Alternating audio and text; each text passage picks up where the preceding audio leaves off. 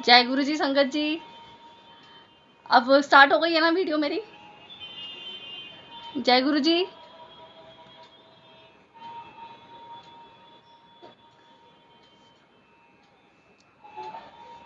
जय गुरु जी संगत जी।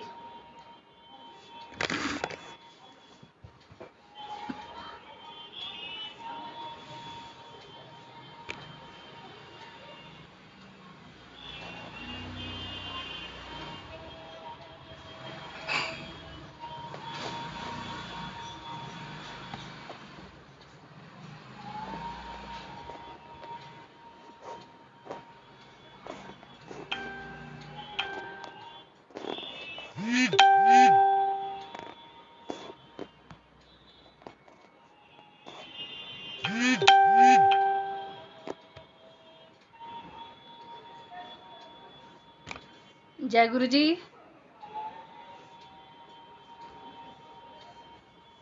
आवाज आ रही है मेरी?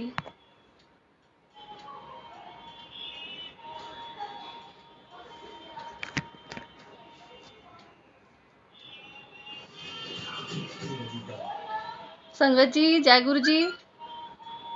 आवाज आ रही है सबको मेरी? कोई सिग्नल तो दो।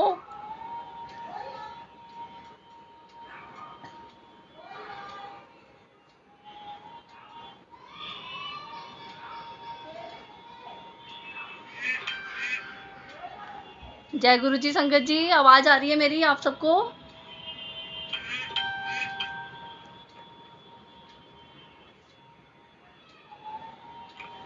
जय गुरु जी।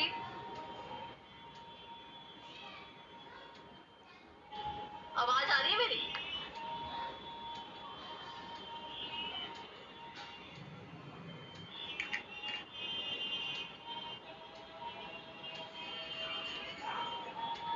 संगत जी जय गुरु जी। आवाज आ रही है सबको मेरी? कोई सिग्नल तो दो।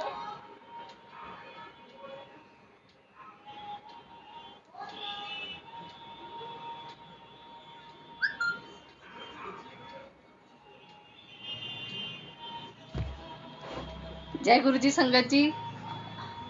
लख लख शुक्राना गुरु महाराज जी का, आज मुझे मौका दिया सत्संग शेयर करने का गुरु जी ने। मैंने कभी आज तक सत्संग शेयर नहीं किया है। मुझे जुड़े हुए गुरु जी के हाथ ऐसे 5 to 6 ईयर हो चुके हैं। और अब गुरु जी चाहते हैं कि मैं अपना सत्संग शेयर करूं। काफ़ी टाइम से मना कर रहे, मतलब मना था कि अभी उस समय कि नहीं शेयर करना, मन में ऐसी फीलिंग्स आ रही थी। तो अब गुरुजी चाहते हैं कि अब मैं शेयर करूं, अब मैं बताऊं कि कैसे कैसे क्या क्या हुआ।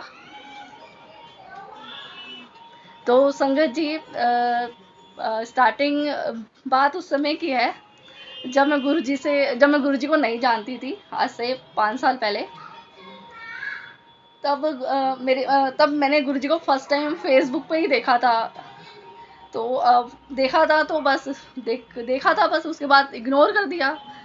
फिर मन में एक कहते हैं ना छवि सी बस जाती है कि एक हमने मतलब फेसबुक पे कोई देखा था। फिर एक ऑफिस में मेरी फ्रेंड थी, उसने भी गुरुजी का स्वरूप जो है स्टेटस पे लगाया हुआ था। और तब भी मैंने इग्नोर कर दिया। मुझे लगा शायद कोई गुरुजी होंगे, अब इसने कोई नाम दान लिया होगा। मुझे ये भी नहीं पता था कि गुरुजी चोले में नहीं है, कुछ भी नहीं पता था मेरे को उस समय पे। तो अब माइंड में तो था कि गुरुजी डाल चुके थे। तब मैं उस समय एक भजन बड़ा गाती थी, सतगुरु मैं तेरी पतंग हवा में उड़ दी जावांगी। और बाकी गुरुजी से मिलने का एक था ना, गुरु के नाम से ही मेरे को वो एक अलग ही फीलिंग थी मेरी कि मतलब गुरु नाम आते ना कि मेरा हाथ ना छोड़ी, तो मतलब रोने जैसा हो जाता है, पता नहीं मेरे गुरु कौन है। तो एक बार मेरे अंकल जी जो थे वो केमिस्ट की शॉप पे जॉब करते थे मोती नगर में। तो वो भी फैमिली में ही थे। तो वहाँ पे क्या था कि वहाँ पे भी एक आंटी आती थी, वो भी इनको देखती थी। कहते पता नहीं इनकी शक्ल में क्या था। उनको बोला कि अंकल एक दिन आप ना गुरुजी के पास जरूर जाना छतरपुर।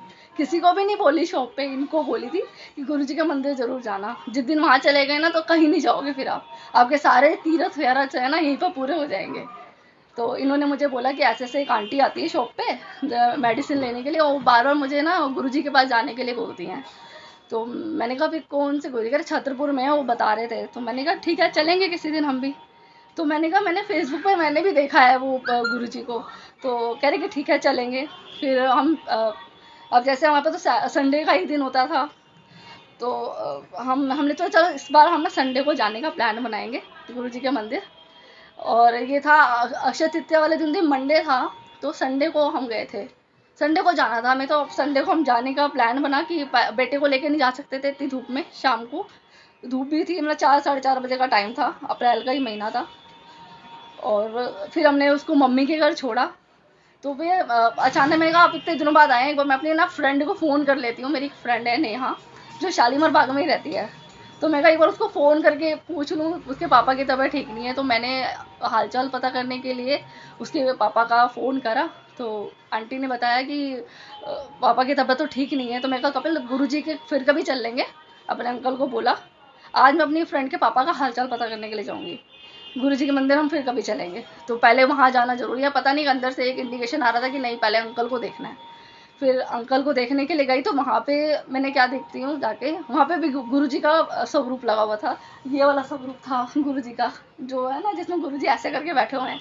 तो मैंने आंटी जी से पूछा, अंकल की आंटी आप गुरुजी को मानते हो?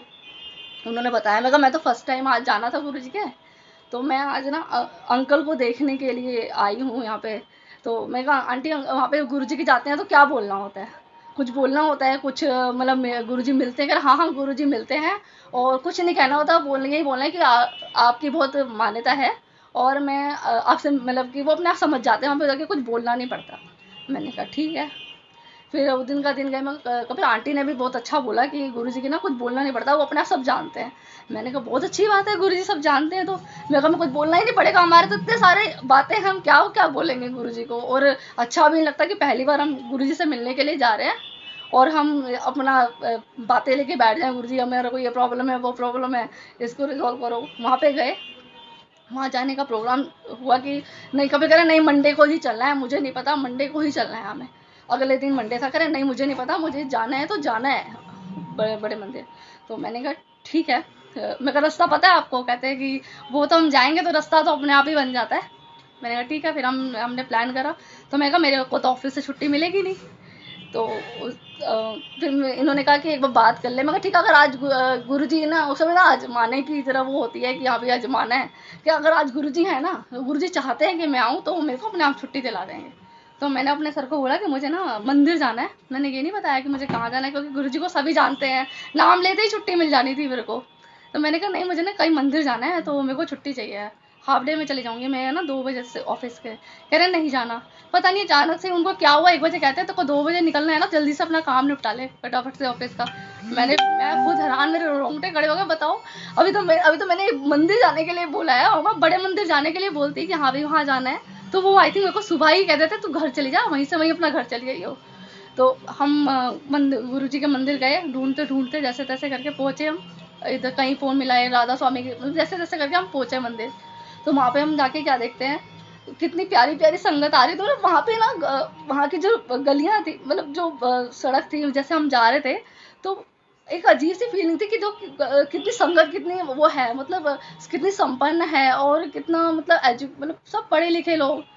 और हमें लग रहा था कि हम ना बहुत वो महसूस कर रहे थे, अनकंफर्टेबल महसूस कर रहे थे। हम पहली बार जा रहे थे, ना ही हमें किसी ने बताया था कि मंदिर के अंदर, और हमें कुछ नहीं बताया था कि वहाँ पे जाते हैं जो मोबाइल स्विच ऑफ करना होता है या बात नहीं, कुछ भी नहीं पता था हमें को तो ये भी नहीं पता था गुरुजी चोले रूप में है भी या नहीं है। हम गए मंदिर, किसी भी तरह पहुंचे। तो मैंने यहाँ तो सारे गुरुजी कपिल गाड़ी वाले आते हैं, कितने मतलब अच्छे अच्छे लोग आते हैं, मतलब बाइक वाले तो हम दो ही हैं, 2 4 ही देने दिख रहे हैं, ज़्यादा तो दिख ही नहीं रहे बाइक वाले लोग। तो कह रहे कि हाँ सारिका, तो मैंने भी सुना है कि गुरुजी ना ब्लेस करते हैं, और उनकी सारी संगत मतलब जब हम जुड़ेंगे तो शायद गुरुजी कुछ हमारे साथ तो कुछ चेंजेस होगा हमारी लाइफ में भी। तो मैंने कहा कि देख, मैंने कहा अच्छा। मैंने कहा फिर उतना एकदम मन भरा भरा था गया। मैं बताओ गुरुजी ने हम कहाँ जा रहे हैं सर? तो जब हमने पैर रखा ना मंदिर के अंदर, वो फीलिंग बयान नहीं कर सकती। कुछ ही नहीं चाहिए उसके बाद, आपने अगर वो मंदिर में पैर रख दिया ना, फिर आपको कुछ ही नहीं चाहिए। सब कुछ लगेगा कि तो बेकार है। कि गुरु अंदर गए हम, मत्था टेका, गद्दी तक पहुंचे, समाधि भी देख ली, तब भी दिया, तब भी ये नहीं पता कि गुरुजी चोले में नहीं है। समाधि के हमने दर्शन करे, उसके बाद हम गद्दी तक पहुँचे। तो मन में यह था कि गुरुजी ना जहाँ पे लंगर हॉल की तरफ 2 गेट आते हैं, इधर आता है इधर आता है ना, तो इधर वाले गेट हमें लगा यहाँ से जाएंगे ना अंदर तो यहाँ पे ना गुरुजी बैठे होंगे और पूछेंगे हम सबसे कि क्या परेशानी है बेटा, कैसे कैसे आए हो। तो वहाँ से जाना, शायद मंडे को ना वहाँ से निकालते नहीं, दूसरी साइड से निकाला था उन्होंने। तो वहाँ से निकाल के वापस हम आए और हमें मट्ठी प्रसाद और चाय प्रसाद मिला और हम वो करके वापस अपने घर आ गए। फिर मैं कहा कपिल हम तो गुरुजी से तो मिले ही नहीं, अब हम ना दोबारा जाएंगे गुरुजी के मंदिर। तो हमने फिर सैटरडे का डिसाइड करा कि हमें मंदिर जाना है। सैटरडे को गए हम मंदिर और उसके बाद जब वहाँ पहुँचे हमने लंगर प्रसाद भी कर लिया। तब बाद में जब मैंने गुरुजी के बारे में जानना शुरू करा तब पता चला कि गुरुजी ने 2007 में समाधि ले ली थी। चोले में नहीं है गुरुजी। तो इतना फील हुआ बताओ, तड़पते तड़पते वहाँ तक, मतलब गुरुजी से मिलने के लिए गए और उसके बाद तो मेरे हाथ ऐसा लग रहा था कि गुरुजी वहीं हैं और मिल नहीं रहे हमें। तो हमें लगा कि नहीं दोबारा जाएंगे। फिर पता नहीं क्या गुरुजी ने क्या ऐसा कर दिया था कि रहा ही नहीं जा रहा था ऐसा उनके बिना कि नहीं जाना है बड़े मंदिर, हर हफ्ते बड़े मंदिर, हर हफ्ते बड़े मंदिर, सैटरडे के सैटरडे। तो इस तरह से हमें गुरुजी से प्यार हो गया और गुरुजी ने हम बच्चों को ना चुन के, मतलब हम भटक रहे थे इधर उधर, हम बहुत परेशान भी चल रहे थे, कभी कभी किसी वजह से परेशान, घर भी मतलब हमारा मतलब था लेकिन छोटा था बहुत, बहुत ज़्यादा। अब देख रहे हो कि एक रूम ही इतना बड़ा है, बहुत छोटे से, मतलब छोटे से हमें गुरुजी ने उठा के यहाँ रखा है, छोटे से उठा के रखा। मतलब गुरुजी ने जो ब्लेसिंग दी है ना, ये ब्लेसिंग कैसे बताऊँ मैं आपको कि जब हम वहाँ रहते थे ना तो हम उस चाहते थे कि फ्लैट वो छोटा था हमारे लिए, क्योंकि हाँ, और आई थिंक 35 स्क्वायर में था। तो हम चाहते थे कि गुरुजी हमें भी और टॉप फ्लोर था, तो हम भी चाहते थे गुरुजी कि कभी हमारा भी कभी बड़ा घर होगा। मैं ज़्यादा नहीं गुरुजी, 50 गज का भी चलेगा, 2 BHK, मतलब छोटा भी चलेगा, मतलब थोड़ा सा बड़ा हो जाए बस। हम पता नहीं गुरुजी के साथ जब अप्रैल में हम गुरुजी से जुड़े हैं, इनकी जॉब इनकी सही नहीं थी, सैलरी भी इनकी इतनी कुछ खास नहीं थी और ये वहाँ जॉब करना भी नहीं चाहते थे, थोड़ा मेंटली भी परेशान चल रहे थे, सभी को पता था कि मेंटली भी परेशान चल रहे थे। फैमिली में जॉब करना और वहाँ पेरेंट्स का ना होना, तो फैमिली वाले बहुत प्रेशर करते हैं, कहते हैं बच्चे का अगर पेरेंट्स ना होना तो बच्चे को बहुत परेशान किया जाता है। तो वैसे ही इनको वे भी बहुत परेशान थे। तब मैं जब गुरुजी के साथ नहीं जुड़ी थी तब मैं इनको बोलती थी नहीं कपिल तुम्हें यहीं काम करना पड़ेगा क्योंकि और कोई रास्ता नहीं है। लेकिन जब मैं गुरुजी से अप्रैल में जुड़ी हूँ और गुरुजी ने पता नहीं क्या मेरे मन में थॉट डाला, कपिल आप जॉब छोड़ दो यहाँ से। कपिल कह रहा है मैं ऐसे कैसे छोड़ दूँ? मैं कहा नहीं कपिल तुम जॉब छोड़ दो, जो होगा देखा जाएगा। मैं कहा पता नहीं अंदर से फीलिंग आ रही है कि तुम जॉब छोड़ दो। तो मैंने कहा, मैं मन में कह रही हूँ गुरुजी आप मतलब मैं जॉब छोड़ने के लिए बोल रही हूँ मैं इनको, पता नहीं है, और अंदर से एक लुप लुप हो रहा है दिल कि जॉब छोड़ने का बोल रही हूँ, घर का कैसे खर्चा चलेगा। फिर मैंने कहा नहीं कपिल तुम जॉब छोड़ दो। इन्होंने जॉब कह रहे ये तो वैसे तैयार बैठे थे कि हाँ नहीं करनी, इन्होंने जॉब छोड़ दी वहाँ से। और जैसे ही वहाँ से जॉब छोड़ी और इन्होंने कहीं मौसम्बी कंपनी है वहाँ ज्वाइन करा, वहाँ से सीधा HDFC bank sales private limited, मतलब 15 दिन ही हुए थे, वहाँ से सीधा इन्होंने एक अच्छी HDFC सेल्स प्राइवेट लिमिटेड एक कंपनी है यहाँ पे कौशाम्बी में, वहाँ पे इनको जॉब मिल गई। तो जय गुरुजी, मेरे को हैरानी हो रही, मेरे को बताओ गुरुजी, मैं इनको सोची थी कि नहीं कर पाएंगे और गुरुजी ने इनको कहाँ केमिस्ट की शॉप से उठा के कहाँ इनको मतलब कि जॉब ब्लेस कर दी। और जहाँ ये बेचारे 12 साढ़े 10 11 12 बजे घर आते थे, वहाँ 6-7 बजे घर पे आ जाते हैं, बच्चे को टाइम स्पेंड करते हैं। तो गुरुजी ने पहले इनको सेटल करा। फिर उसके बाद कुछ टाइम बाद ही हमारा जो फ्लैट जो कितने टाइम से नहीं हमारा निकल रहा था, उस फ्लैट का भी सौदा हो गया। और हम डरे जा रहे हैं कि हम जाएंगे कहाँ, सौदा तो हमने कर दिया, हम तो हैं हम, और हम करेंगे कैसे मैनेज। और फिर हम देखे तो हमारी रेंज में घर ही ना मिले, हम सोचे थे 20-25 लाख में मिल जाएगा भाई, थोड़ा सा यहाँ से हुआ है बाकी हमारे को मिल जाएगा, नहीं मिला। फिर हमें ये वाला फ्लैट किसी ने मतलब मेरे एक फ्रेंड गुरुजी के रूप में ही आए थे, तो उन्होंने मुझे ये वाला फ्लैट दिखाया और फर्स्ट टाइम में पसंद आ गया मुझे। और मुझे नहीं पता कि मैंने इसका डाउन पेमेंट कैसे करी क्या करा, और मतलब 2 साल के अंदर, मतलब मैं गुरुजी से 2 साल हुए, तो मुझे मतलब मैक्सिमम 2 साल भी बहुत ज़्यादा बता रही हूँ, उससे पहले ही मुझे घर ब्लेस हो चुका था। 3 साल तो मुझे भी यहाँ आए हुए हो गए हैं, ठीक है। तो गुरुजी ने मुझे घर ब्लेस कर दिया। उसके बाद में मैं डर रही थी कि इसकी ईएमआई कैसे जाएगी, और गुरुजी ने उसके भी रास्ते आसान कर दिए।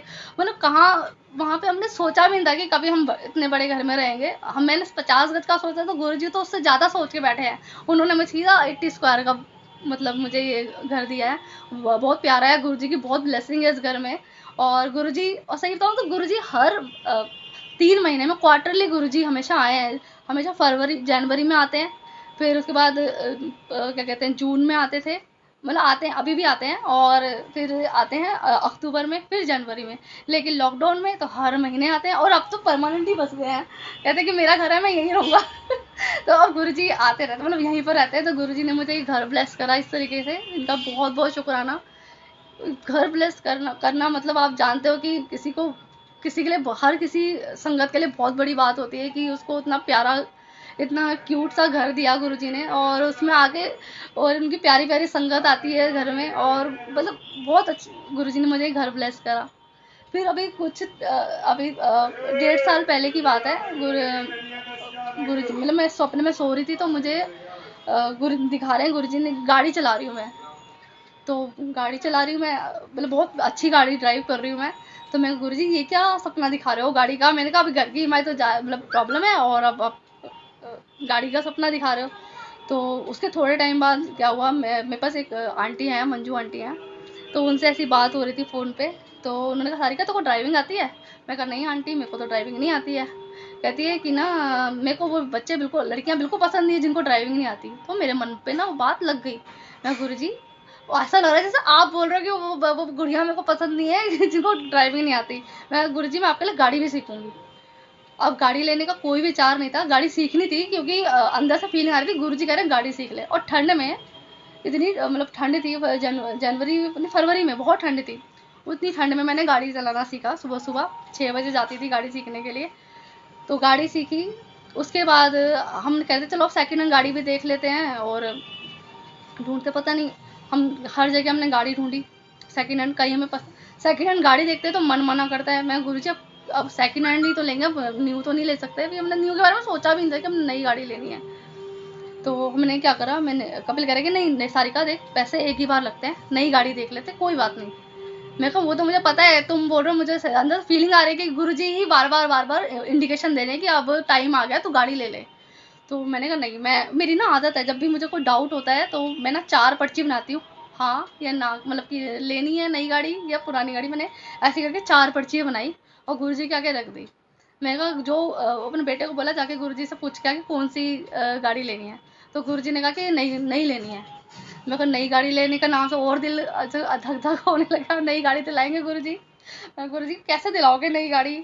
अब अभी तो लॉकडाउन होके हटा है, पता नहीं कैसे मतलब अरेंजमेंट कराया। जो पैसे से हमने पेमेंट करनी थी, सेकेंड हैंड लेनी थी, तो उसकी हमने डाउन पेमेंट करके हमने नई गाड़ी पिक कर ली। और मेरे जो हस्बैंड हैं उन्होंने गाड़ी चलानी सीखी। और मैं को तो गुरुजी ने गाड़ी तो सिखा दी मेरे को, मतलब कि ठंड में, मतलब सुबह सुबह। लेकिन अभी प्रैक्टिस नहीं कराई है, प्रैक्टिस अभी मैंने करनी है। और मेरे हस्बैंड को गुरुजी ने गाड़ी ब्लेस करी हमें।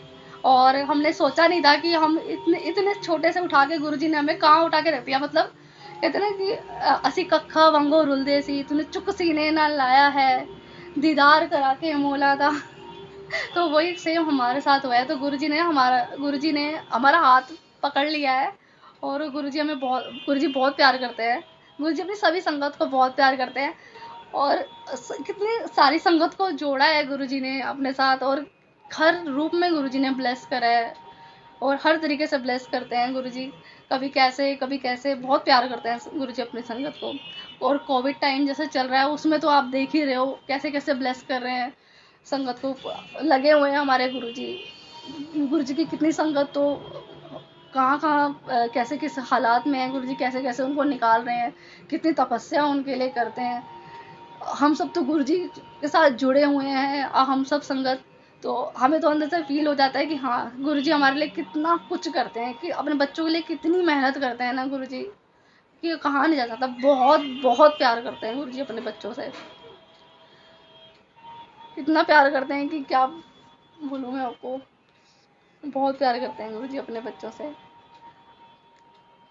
संगत जी आप ये तो मेरा एक छोटा सा सत्संग था, और अब मैं आपको एक सत्संग सुनाती हूँ आपको। एक सत्संग सुनाती हूँ आपको। जब मैं हम यहाँ पे आ चुके थे तो मेरे को ना, मैं सत्संग वगैरह जो है ना बहुत कम अटेंड करती हूँ, क्योंकि जॉब ऐसी है। तो मेरे जो अंकल हैं वो गुरुजी के मंदिर में पार्किंग सेवादार में हैं।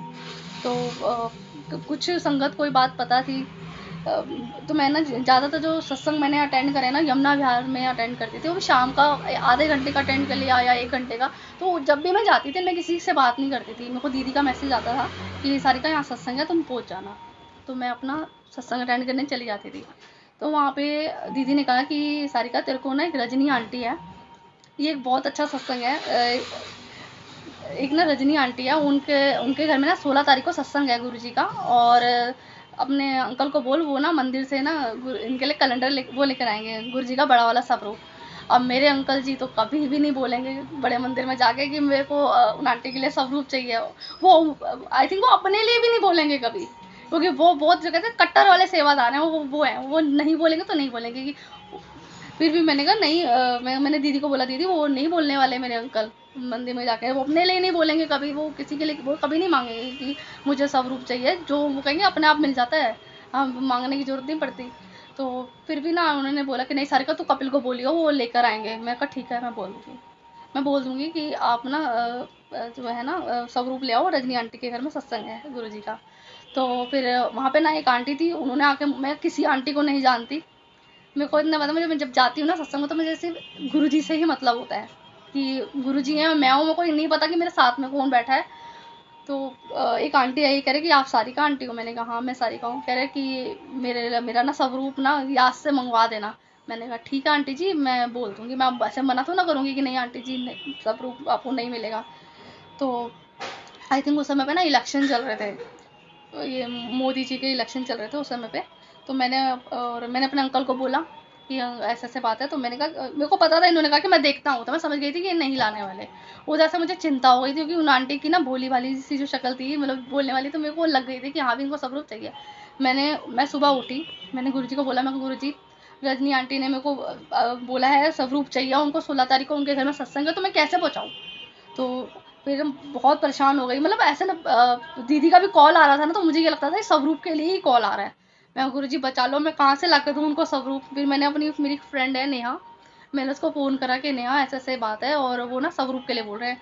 तो उन्होंने बोला कि शालीमार बाग में एक आंटी है मंजू पाल आंटी, आप शायद जानते भी होंगे उनको।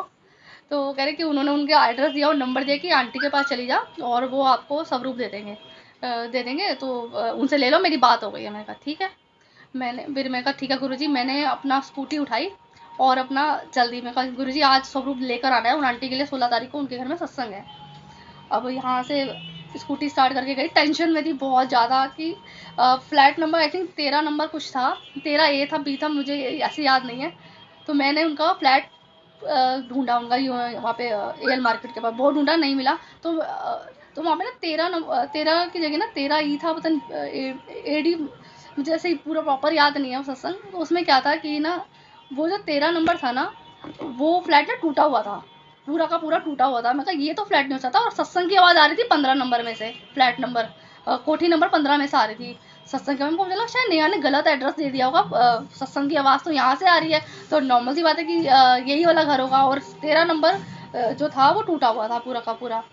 15 वाले फ्लैट में से सेकंड फ्लोर से आवाज़ आ रही थी गुरुजी के सत्संग की।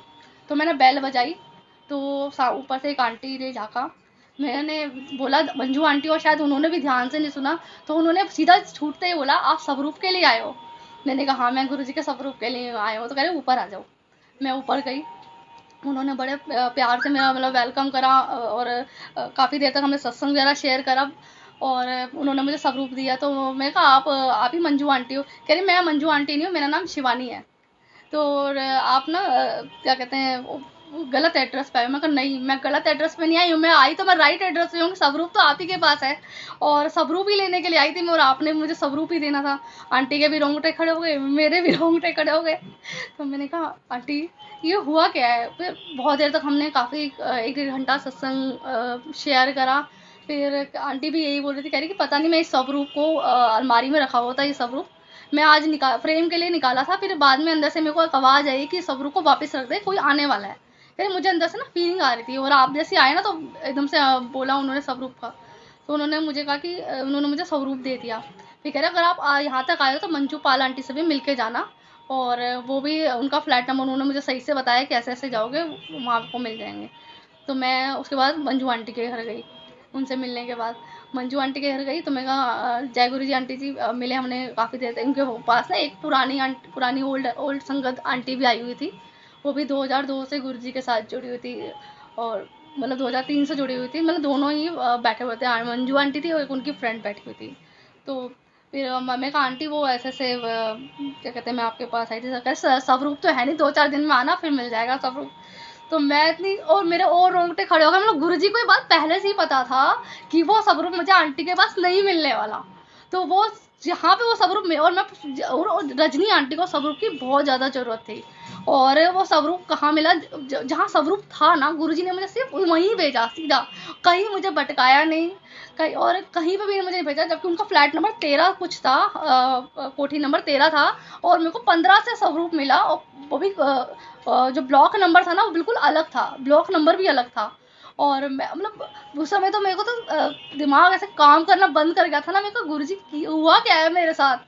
फिर आंटी, फिर काफ़ी देर तक आंटी से भी सत्संग वगैरह शेयर करे, और मैं सोचने पड़ गई कि मेरे तो हुआ क्या, मतलब ये वाला सत्संग तो ऐसा था कि ऐसा लग रहा था गुरुजी ने कहा कि नहीं इत्थे नहीं, इत्थे मिलना है तेरे को, मतलब पूरा प्रॉपर गुरुजी मुझे वहीं पर ही मेरी स्कूटी की ब्रेक मरवाई गर्मी में इतनी, जहाँ वो स्वरूप था।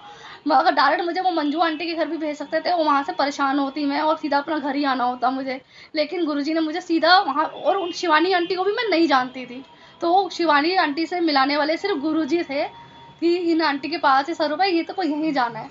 फिर उसके बाद जब इस अभी स्वरूप का अभी पूरा सत्संग खत्म नहीं हुआ, उसके बाद क्या हुआ, उससे पहले ना जब मैंने अपनी फ्रेंड ने यहाँ से जब स्वरूप के बारे में बात करी थी कि ऐसे ऐसे, जब उन्होंने मुझे मंजू आंटी का नंबर भी दिया था ना, तो उससे पहले मैंने एक किट्टी अंकल हैं, तो मैं जब बंदा घबराता है ना कि किसी को जब सेवा जब गुरुजी देते हैं तो बंदा वो पूरी करने की, पूरा टास्क करने की कोशिश करता है।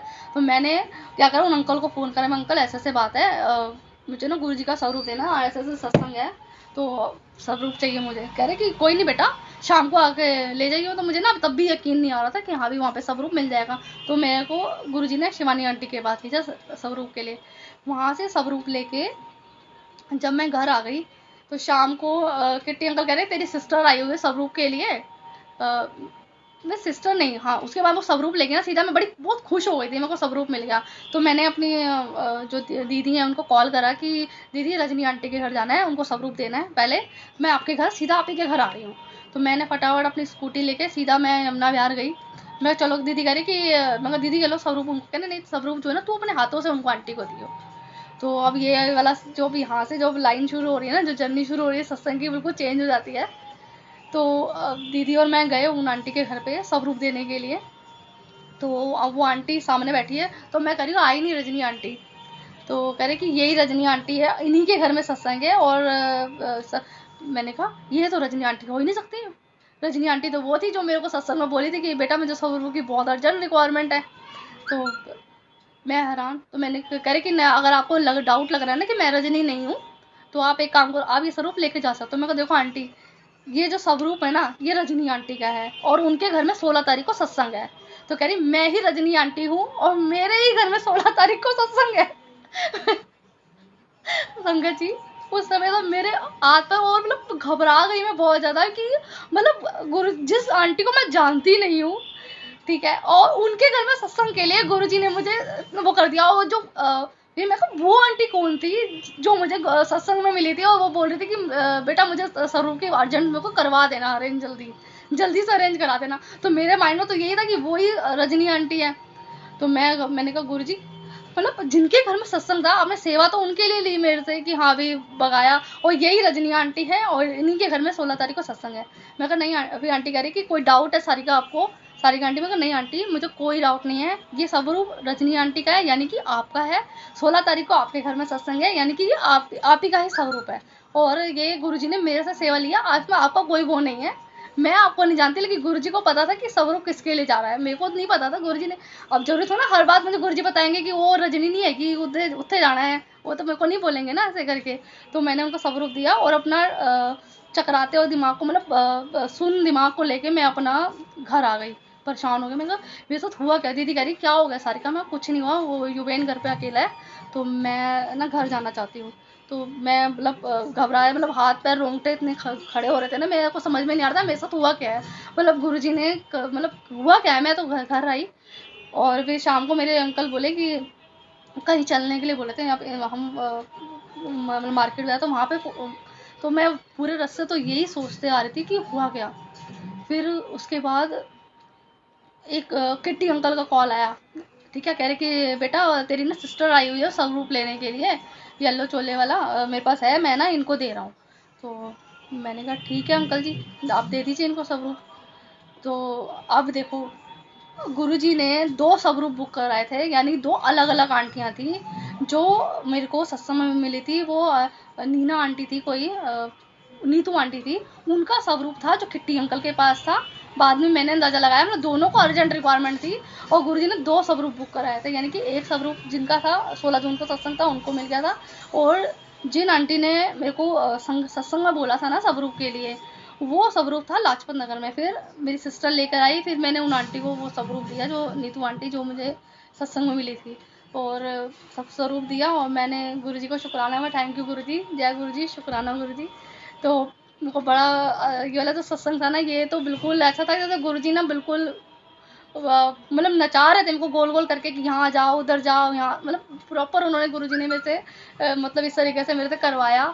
और मुझे ही नहीं पता था कि मैं किन के लिए मतलब किन के लिए स्वरूप लेके जा रही हूँ, मुझे यही नहीं बताया गुरुजी ने, और मुझसे गुरुजी ने ये सब करवाया अपने आप ही। तो संगत जी, जय गुरुजी, और जल्दी मिलेंगे और सत्संग के साथ। तो अगर आपको मेरा सत्संग जो है छोटा सा आपको कैसा लगा, बस संगत जी यही है तो यही है सत्संग, और शुक्राना गुरुजी का, और हम जल्दी मिलेंगे। और अगर आप कोविड के टाइम पे सुरक्षित रहिएगा, घर पे रहिएगा, कुछ अर्जेंट काम हो तभी निकलेगा, और डबल मास्क लगा के निकलेगा। कोविड बहुत फैल रहा है, एयर में ही है, और बहुत ज़्यादा नुकसान पहुँचा रहा है। मेरे अंकल ने भी, मुझे बॉर्डर आया इन 15 दिन में, मेरे अंकल को भी कोविड था, इन्होंने भी बहुत, मुझे परेशान हो गई थी, मैं बहुत रोई हूँ गुरुजी के आगे। तो गुरुजी ने अब सब सही कर दिया है, उनकी रिपोर्ट भी नेगेटिव आ गई है। तो थैंक यू गुरुजी, शुक्राना गुरुजी, ऐसे अपने बच्चों पर कृपा बनाए रखना। जय गुरुजी संगत जी, जल्दी मिलेंगे और नए सत्संग के साथ। जय गुरुजी।